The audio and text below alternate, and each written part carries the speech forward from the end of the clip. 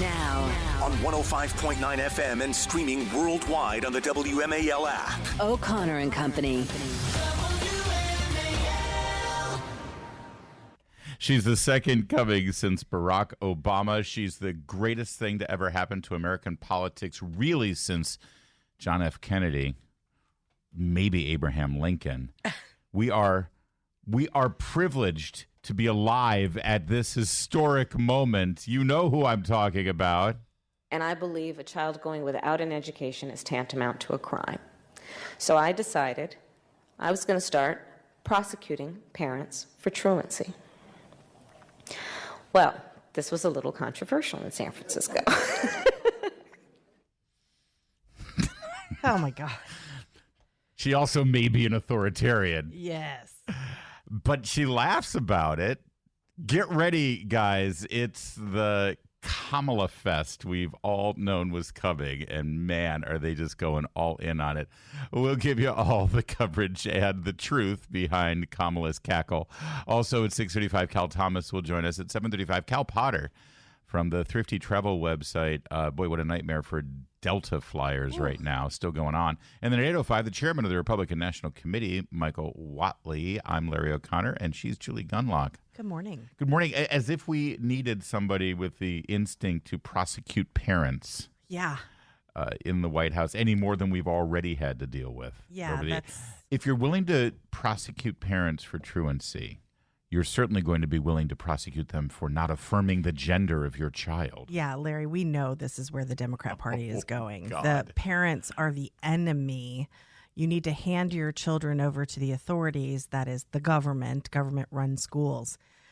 So, my goodness, having that sort of mindset in the White House, terrifying. Francisco. It's the So laugh. funny. It's the laugh after that really gets me. But I'm told that if we make fun of her laugh, we're being sexist or racist or That's right. or That's right. something.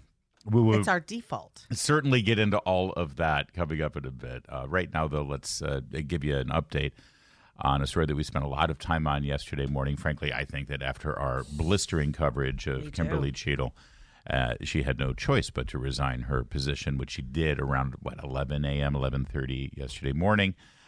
She is gone, so that'll change everything, right? That'll make a difference.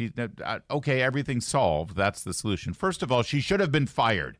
Honestly, what does that... And did you see the slobbering commentary from Biden? Of course. It was as if she had a sick child. I'm resigning to spend more time with my family, right? And he leaves this slobbering. Well, read the subtext here of what Joe Biden is saying. As a leader, it takes honor, courage, and incredible integrity to take responsibility for an organization. Yes, but what does Joe always do? Joe always makes it about himself. That's right. Tasked with one of the most challenging jobs in public service. Well, if it took honor, courage, and incredible integrity, she would have resigned on day one after this disaster. Yeah. She sat there in front of Congress in that committee hearing and said this on Monday. I think that I am the best person to lead the Secret Service at this time. So don't tell me what courage and integrity it takes to take full responsibility. She had to go because she was such a disaster during the hearing. Well, and not just that she's obviously delusional, but she lied in that hearing. She refused to give up critical information for Congress to be fully informed. And, she also sort of refused to fully take responsibility. She said she was there to take responsibility, but if you're going to take responsibility, then quit, then resign. Yeah. Or even, this is even better.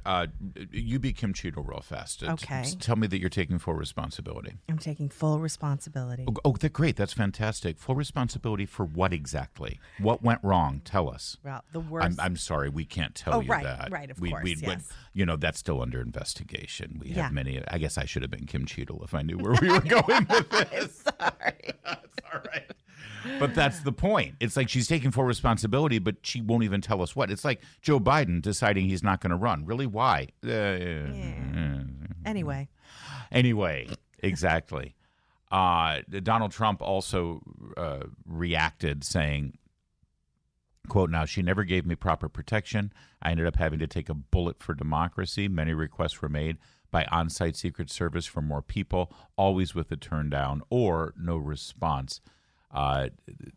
Yeah, really quick, Larry, too. Don't forget that one of the announcements coming out of the Secret Service wasn't more information about what went wrong, but some full-throated defense of the women who were Right. protecting the president, and very well-deserved criticism for their actions. The Secret Service responded to that criticism, saying, "How dare you?" Yes. And This isn't about having women in the Secret Service. Yes, it is. Pennsylvania Police Commissioner was at the hearing yesterday. As you know, the investigation by the Oversight Committee continues as to how this happened. And the Pennsylvania State Police Commissioner said, yeah, the sloped roof thing, that's not a thing. Nobody in law enforcement. And again, that was said over a week ago, and Kim Cheadle still kept her job. Alejandro Mayorkas thought she was fine. 100% Listen, you really want to confidence. be responsible and take full responsibility, then the people over her should have fired her. Right up until the moment of her resignation, the official line from Joe Biden and Alejandro Mayorkas is that they had full confidence in her ability. If this bullet had hit a Democrat, she would have been gone. If it had hit Nancy Pelosi or Chuck Schumer or Kamala Harris or Joe Biden, she would have been gone immediately. Right. Yep.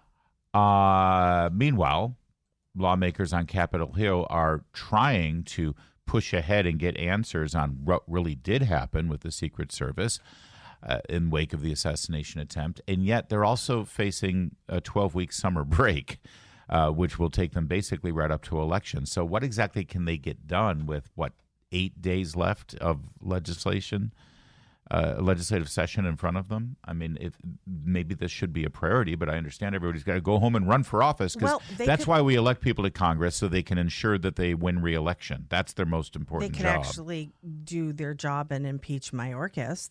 There's an idea. Why don't you do that? They could revive that. Well, it's sitting there in the Senate Yeah, right now, it is. and Republicans in the Senate should make Democrats stand up and say, oh, yeah, he has our full confidence even after this. Yeah. Christopher Wray, the FBI director, is expected to be at the hearing today. We'll see. He was expected yesterday, too, but he didn't show. But now he's expected today.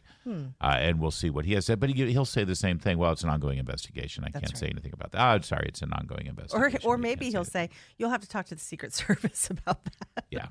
Right. That'll be the best part. That's right.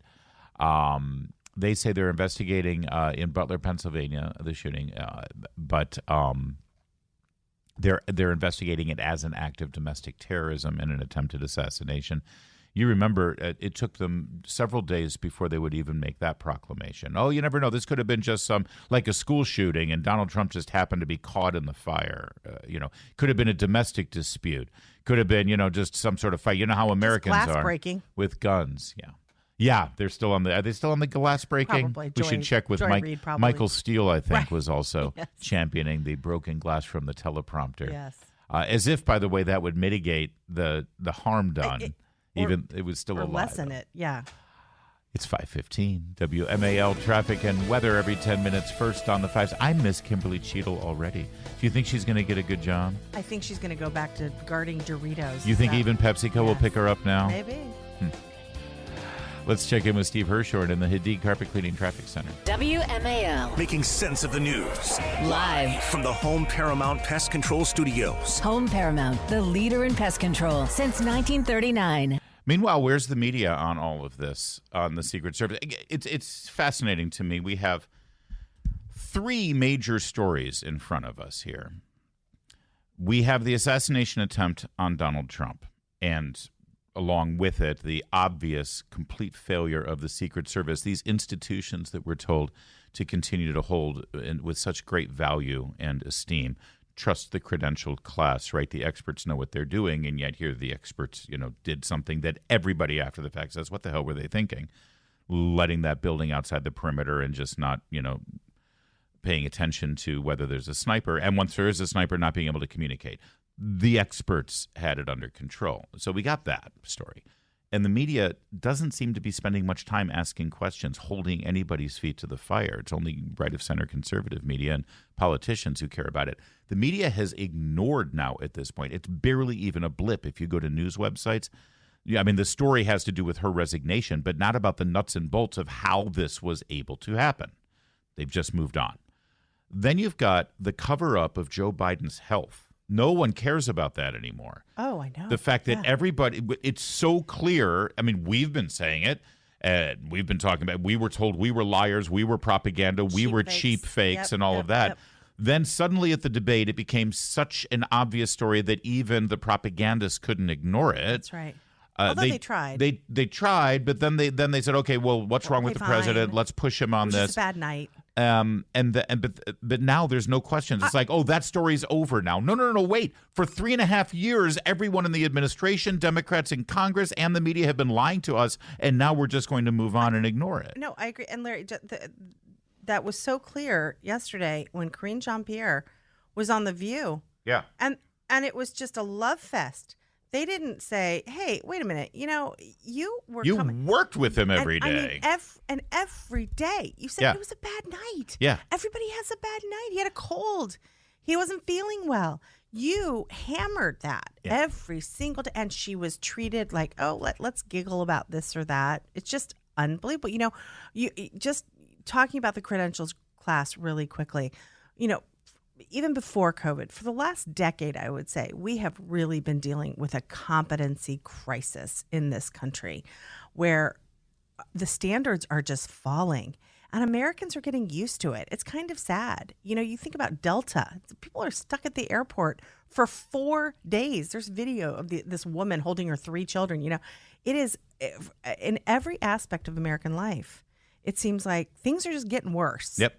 It's like the first third of Atlas Shrugged as everything falls apart. Yes. And then finally, we have the palace intrigue of what was involved in pushing Joe Biden off the reelection campaign and just sort of placing without any democratic process. 24 hours later, it's Kamala. We're all in for Kamala. And no one's sort of investigating what went on here. What were the conversations? How did Joe Biden reach this decision? New York Post had one story yesterday that virtually got ignored, where high-ranking Biden officials said, oh, they came to him and they threatened him. They said that they would invoke the 25th Amendment and they would physically remove him from the White House if they didn't play along with him. And no one's picked that story up from the New York Post that is very well sourced, by the way. And lately, the New York Post has been pretty dead on with their stories, even though the rest of the media. So all of this gets ignored. And now we're just supposed to move on. Everything's fine. Now it's all about Kamala. We have never, ever so plainly seen that the media is a propaganda organ for the elite credentialed establishment class in this town and in this country than what I just painted out for you. And meanwhile, hopefully you've already recognized that and you're coming here for more news and information. In fact, here's one story that doesn't get picked up very much. Fox did grab it. The state police commissioner, Colonel Christopher Paris of Pennsylvania, yesterday during the hearing. Did you see any coverage of the hearing yesterday? None. After Kim Cheadle had her day. Right. Nope. Oh, there's nothing more to see here. Right. She resigned, so the story's over. I mean, now let's talk about Kamala talking to a school gymnasium full of people. No. The state police commissioner in Pennsylvania said that 2 Muni police officers searching for the Trump shooter, Thomas Matthew Crooks, in the lead up to the assassination, spotted him, with a weapon minutes before the first shots were fired. This is like 2 to 3 minutes before the shots were fired, which should be plenty of time for something to happen. He said that the officers were actively looking for Crooks, and it became apparent at some point that he was up on the roof. Quoting now, those 2 municipal officers who responded to him, to their credit, actively, once they realized he was on the roof, one boosted the other one up. By the time that officer was boosted up on top of the roof, Crooks was on it, almost in that final position that you saw. He had the AR out, and he pointed it at the Muni officer, who was suspended from the roof. He was not in a position, feet dangling at that point, to draw a weapon or continue holstering himself back up on the roof. So he drops back down off the roof. By that time, the Muni officer was hoisted up into the roof and saw him. He had the weapon out, and almost 2.5 to 3 minutes before the first shot rang out. Mayorkas yesterday addressed Cheadle's resignation, said that he deeply respected her, and she was deeply respected by the agency. Director Cheadle has dedicated her career to public service. She served the Secret Service for more than 20 years, rising through the ranks, blah, blah, blah. I'm grateful of Kimberly Cheadle. Nothing there about the fact that this was a complete and total disaster under her watch. And one last thing, no one's talking about the obvious political ambitions of Kimberly Cheadle. Yes, she served the Secret Service for 25 years. Then she resigned. When did she resign? When Donald Trump was elected. Yes, this is creepy stuff. She left when Donald Trump was elected. She decided, I'm not going to protect this president or vice president. She goes to work for Pepsi. Joe Biden's elected. She comes right back at Joe Biden's request. And then this happens. Yeah, I mean, this is a politically motivated person, and no one got into those questions at the hearing. But one thing going back to the hearing, one interesting thing here is Pennsylvania State Commissioner Christopher Paris. You had mentioned him earlier. He actually answered the questions about the casings on the roof. He said there were 8 casings that have been recovered. So he's able to answer that question, but she acts like it's a big state secret, right, and she needs FBI permission. This woman she's monstrous. She should be. Thank God. She should be in jail. She should be under investigation. Yes. Well, you're ready to just throw her in jail. No, let's get, yeah. I think we should have an investigation first. But you do have more of an authoritarian streak in you. It's true. That's why we love you. It's 524. Now on 105.9 FM and streaming worldwide on the WMAL app. O'Connor and Company. It's 5:36. It's O'Connor and Company. I'm Julie Gunlock alongside Larry O'Connor. Good morning, Larry. Good morning, Julie. Well, Karine Jean-Pierre hasn't done a press briefing in a week. Well, there's not really much to talk about. Right, exactly. Nothing's Anything happened. going on over there with the Biden administration? Nobody knows what's going on, who's running the country, what's going on with Biden, but it's okay. Karine went on The View yesterday, and of course, it was a total love fest. Welcome back. White House Press Secretary Karine Jean-Pierre has always been a fierce and vocal ally of President Biden, and right now, for the first time on TV, she is giving her view on his decision to bow out of the race. Please welcome back the fabulous Karine Jean-Pierre. Yeah, you always know it's going to be a hard-hitting interview when you get the fabulous. The fabulous. It's just gross. They went on and on. I mean, nobody's surprised by this, of course. We've got a lot of clips here. There were pretty much no hard-hitting question. Alyssa Farrar at one point did ask a question, but she couched it. She said, J.D. Vance is asking. Yeah, go ahead. Yeah, here. But now calls have gone further, including vice presidential candidate J.D. Vance saying if he's not up to serving 4 more years, can he serve out the rest of his term? How do you respond to that? I think that's ridiculous. Seriously. He's ridiculous. Not me. But what I will say is, like, the president decided to not run for re-election. That's it. That's all he decided on. He wants to continue to do the work. 3.5 years of unprecedented historic work. I think that shows what he's capable of doing. I think that shows how important his leadership is. I think we know how he's capable of leading because he's got a 31% approval rating right exactly. now. Yeah. With the American people. Yeah, and I wish there was a visual there because I want to just take a moment and say the only slightly hard-hitting question there was from Alyssa Farrar, who couldn't even ask it herself. You know, right. Karine, look, we've seen his health, his health problems. It was clearly during the debate. We've seen that he's had ongoing health problems. Every chance to rehabilitate his image with George Stephanopoulos or, through press briefings, it has not improved. Why do you think he can still serve? No. She has to couch it as J.D. Vance is asking. And then there was that weird pause.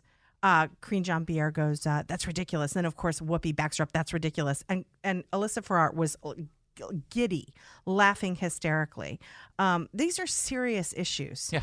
And these women do not take it seriously. It was nauseating. Well, this is an ABC News product, by the way. It needs to be. I love reminding people of this. This does not fall under the umbrella of ABC Entertainment. Yes. Or ABC daytime television. It's not like game shows and soap operas. No, this is an ABC News show. And so far be it for me to make a slight correction to the very beginning of this entire thing, but Welcome back. White House Press Secretary Karine Jean-Pierre has always been a fierce and vocal ally of President Biden. that's not actually 100% accurate. You know what her first job was in this administration? She was the chief of staff to Jill? Kamala Harris. I didn't know that. Yeah, that was her job. That was her job before. I mean, she was a deputy press secretary, yes, but her main function was to be the chief of staff of Kamala Harris. So, which I'm sure means that she was a fierce advocate for Joe Biden too. But you know how administrations work when you've got your Veep Loyalty. people Yep. and your POTUS people. Oh, yeah. She was a Veep person. She's a Kamala Harris person. Maybe a good question would have been, so what exactly happened behind the scenes here? Also, by the way, at no point during this entire thing was the fundamental question asked, which is, you worked with him every day. No, I know. Yeah, exactly. And we all saw what happened there. Were there other no moments? question about cheap fakes. No question. Yeah, you said that people were lying Yes. when they pointed Yes. out the obvious mental and physical decline of this man. I love Do that you you still all- stand by that? I love that you always remind us that this is actually under the ABC News division. This is a and news it's a show. slobbering, Yeah. sort of wine mom moment. Well, to be fair, it's not much different than this week with George Good point. Stephanopoulos on Sunday. Yeah. They just are a little more shameless about it. I mean, listen to here's the hard-hitting question from Joy Behar. Yeah. Does Joe feel betrayed by any of that, or does he understand that it was for the country also? I mean, look, Does he understand that what we're told he voluntarily did was, listen to how Joy frames it frankly in a very obvious way. Yeah. We know you guys pushed him out against his will, Yep. but does he understand that it was for the best? That's the question. Yeah. I don't even care about the answer. Yeah. Although and I would also say, folks who have not seen the letter that he penned on Sunday and shared and released, Did he pen it? should. Yeah, right. I think the letter, if you read it thoroughly, there's no spin to it. There's no spin. there's no spin. He spends 3 paragraphs talking about all of the great achievements of his administration and how unprecedented they all were, but there's no spin. That's nothing but spin. Yeah. She's such a liar. And then there's, this. I feel seen, and I know many people that I work with feel seen because of this president and his leadership. She wasn't seen before now, Well, as she's no a dummy. black bisexual woman. She's going to finish She the job wasn't here. seen. Yeah, exactly. She hasn't shut up about that. She is no dummy. She wants to go the way of Jen Psaki and have a cushy job at MSNBC. But who knows? Given her past with Kamala, she may go work for Kamala Harris. She may, but my speculation is the fact that she decided rather than give a White House press briefing yesterday at a time where there's serious news going Questions. on and questions that need to be answered, and instead she decided to be on The View, which, by the way, just FYI, is in New York. She left D.C., she went to New York, and that studio where they do The View is in the exact same building as ABC corporate headquarters and the ABC News division. So while she was there, I'm sure she dropped in for a bit of a meeting Yes, how nice. there to have a conversation about everybody's future. Yes. It's good to be a Democrat, as Chris Plant reminds us. Meanwhile, even if the hens on The View don't have any questions about Joe Biden, we do. He's going to address the nation tonight at 8 p.m. from the Oval Office. No word whether it will be pre-recorded or not. I mean, they don't have anything to hide anymore, so what's the point? We did see him for the first time, or I should say a person purported to be him. No, I'm sure it was him. He was wearing his aviators, so we can't see his eyes. His mouth, in my opinion, watching it, had a distinct sort of different look to it. The corners of the mouth were sort of downturned. Did you notice that? I did, yeah. And he was carrying a paper mask in his hand as he walked from the SUV to the stairs of Air Force One before he ascended the stairs. So I guess he was wearing that mask when he was inside the car. I'm not sure. He was asked many questions by reporters shouting at him as it was left, like, why did you leave the race? Why did you leave the race? And he didn't respond to any of those. When asked how he felt, he said, well. He felt well. This is, of course, a week after we're told he tested positive for COVID. and then announcing on Sunday that he would drop out of the race. So look for that address to the nation at 8 p.m. tonight.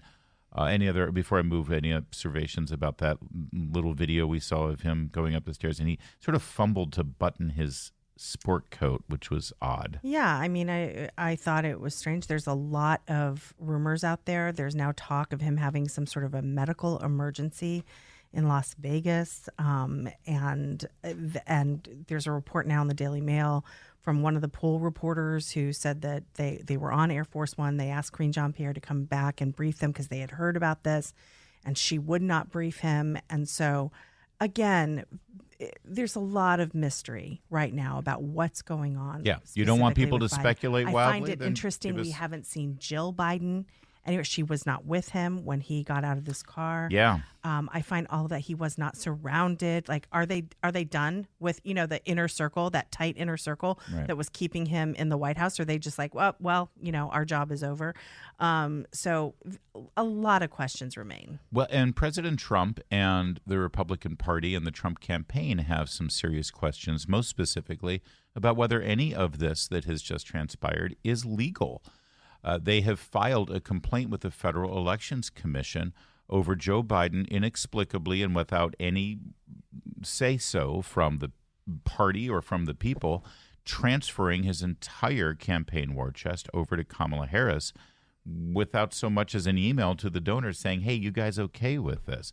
People donated to the Joe Biden for President, Kamala Harris for Vice President campaign. And now that money they donated to will be used for a campaign that has nothing to do with Joe Biden. How is that legal exactly? We'll see if anything comes of that FEC complaint. Here's what I assure you will happen. No decision will be made definitively until after the election. That's right. So even if they have violated campaign finance rules with this or election commission rules, it won't matter if they win. Yeah. That's the beauty of it. In fact, it won't even matter if they lose. It doesn't matter. They'll do what they want, and then they'll apologize or answer questions later. That's how the Democrats operate. This administration doesn't really care about the law. We saw that with the loan forgiveness. The Supreme Court ruled that was unconstitutional, and Biden said, who cares? So I'm not sure they really care what campaign finance laws surround this or if this is even ethical or... The most perfect example is that there was one campaign that colluded with foreign agents during the 2016 election to tamper with our election process. Yes, that campaign was the Hillary Clinton campaign, where they paid through 3 different entities a foreign spy to come up with a fake dossier on Donald Trump that involved money exchanging hands with Russian agents as well. And ultimately, the only penalty was that her campaign got fined by the FEC because they misnoted what the money was used for. Yeah. So it doesn't matter when you're a Democrat. It's almost like when Hillary had those servers in her basement and didn't really have to pay a price for that either. Yeah. We'll see. From the complaint that they made to the FEC, though, quoting, Kamala Harris is seeking to perpetuate a $91.5 million heist of Joe Biden's leftover campaign cash, a brazen money grab that would constitute the single largest excessive contribution and biggest violation in the history of the Federal Election Campaign Act of 1971. This, according to the write-up at The Hill and also John Solomon's reposting of the story over at justthenews.com. So we'll keep an eye on that. And later in the program, we'll ask the chairman of the Republican National Committee, who will be joining us at 8:05. That's Michael Whatley. Right now, it's 5:50.